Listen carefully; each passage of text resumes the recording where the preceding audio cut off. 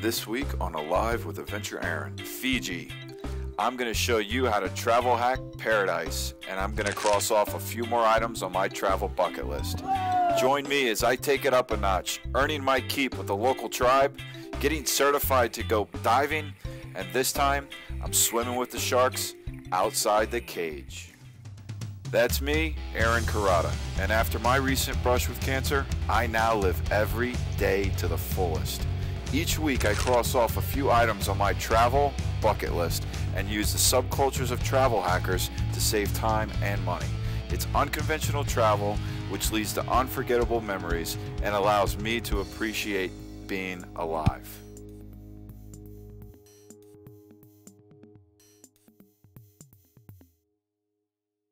After swimming with the sharks in Africa, I recently added a few items to my travel bucket list.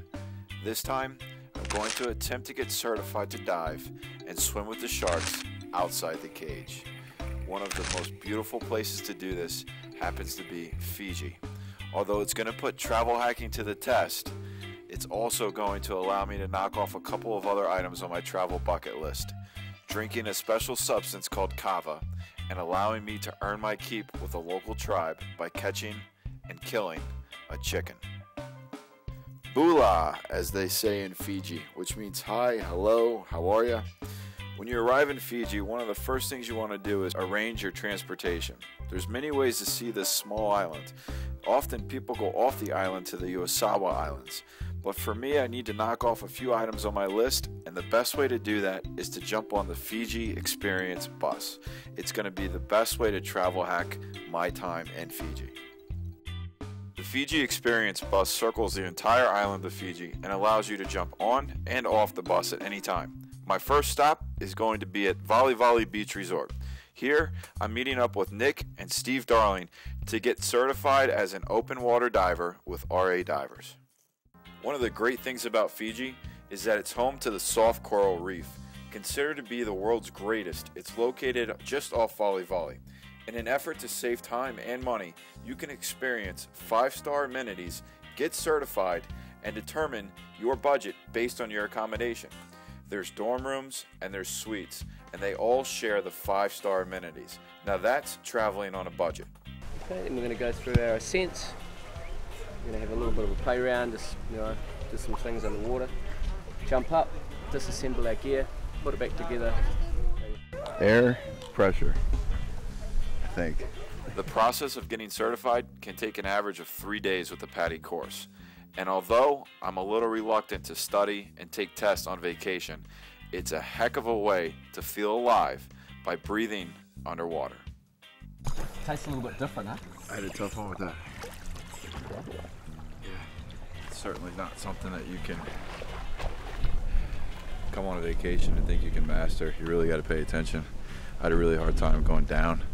It's actually something that when you're breathing, it caught me off guard. Everyone else was getting it, but I struggled with it, so hopefully tomorrow will be a better day. Although I passed day 1, day 2 is going to present a challenge.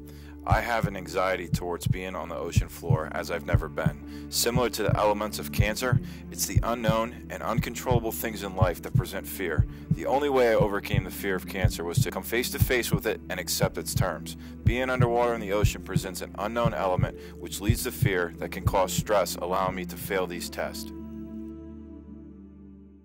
One of the tests I was doing was to take off the mask and swim approximately 10 feet without the mask on. The problem I had is that I naturally breathe through my nose. I took it off and took in air and came screaming to the top. Standing on the ocean floor for the first time is one thing.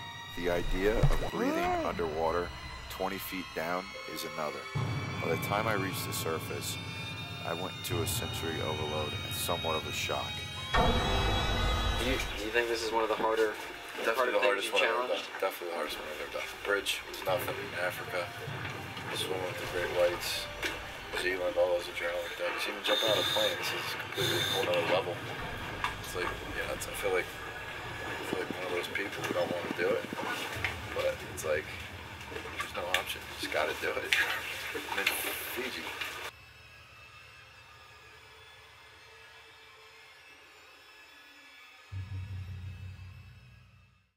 today it was one of those fears that it was just the initial fear, but it's playing with my head tomorrow. I mean, I'm thinking about the deeper we go and the sharks coming up, that it makes me wonder why I'm even facing fears to begin with.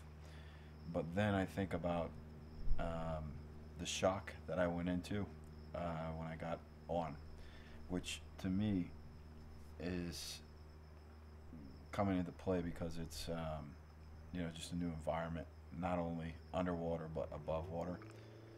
It also brings into the fact that all the things that I used to do in the States and look forward to, like going out at night, going to the local places and bars and things like that.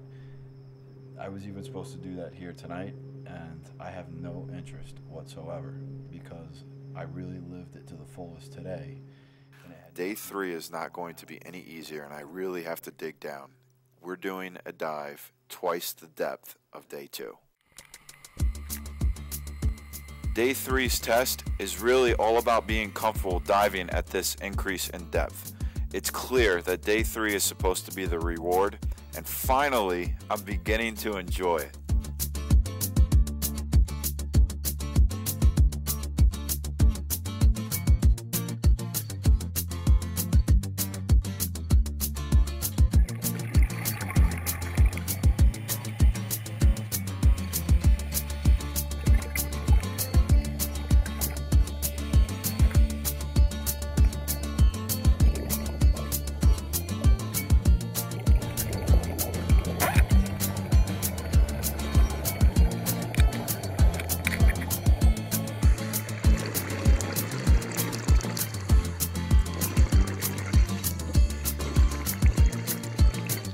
Although I hesitated, I couldn't be happier. I overcame the fear and discovered another world to explore.